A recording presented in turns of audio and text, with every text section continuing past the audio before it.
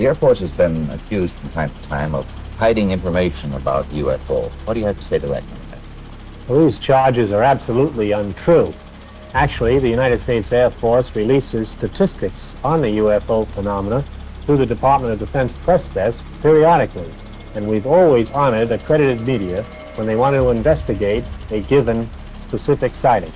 There's nothing to hide. There's nothing to hide at all.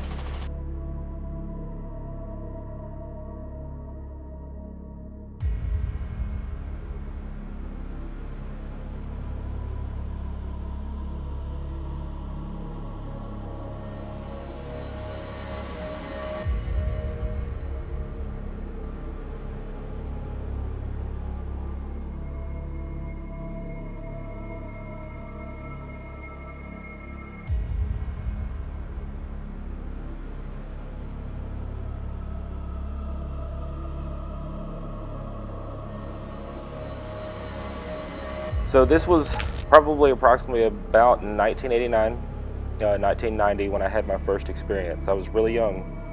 I was in Leesville, Louisiana at the time, right next door to Fort Polk, Fort Johnson now.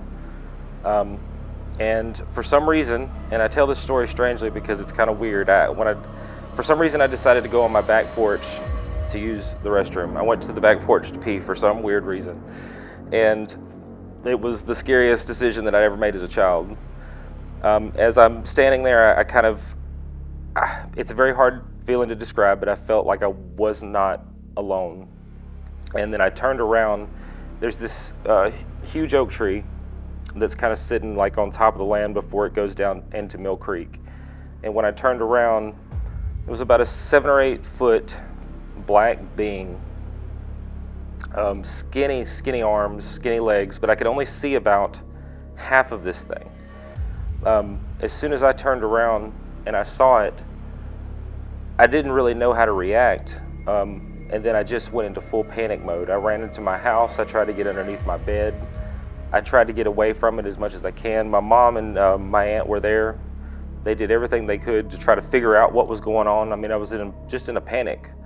And that stuck with me for a long time, because even as a young kid, it's what made me decide that there was something else out there. So even starting at a young age, there was no way that you would ever be able to convince me that there was nothing else out there, that we were alone. There was just no way that you would convince me of that. I would go to school, I would tell this story to my young friends, and they would just laugh. I would get made fun of.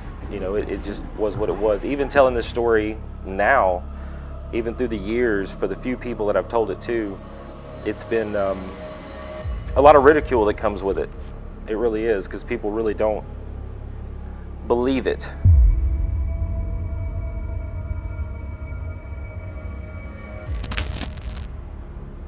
Oh my God. Oh my God. Oh my God, look at that.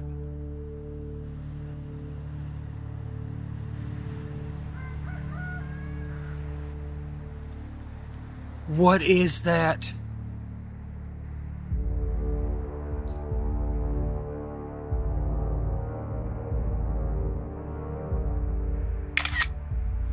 Jesus Christ.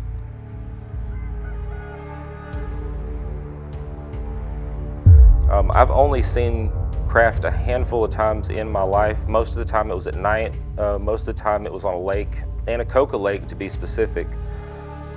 We spent a night out there on a boat, and we had chased what we thought was a UFO for a long time, and that's why I say you always got to be careful what you see in the sky, because sometimes it really can be explained. We thought we were seeing this craft every night, which turned out just to be a weather balloon, you know, so we were able to explain that.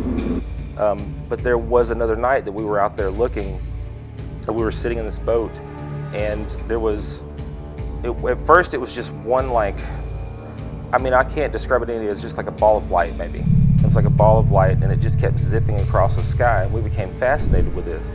And then out of nowhere, another one came through. And so we sat there for at least an hour watching these things just bounce, just kind of bounce in the sky. I mean, and you know, again, I try to dismiss what I can. I try to make real of what I can make real. And this was not a drone, this was not an airplane, this wasn't anything that could move with the technology that we have on this planet. There's just no way.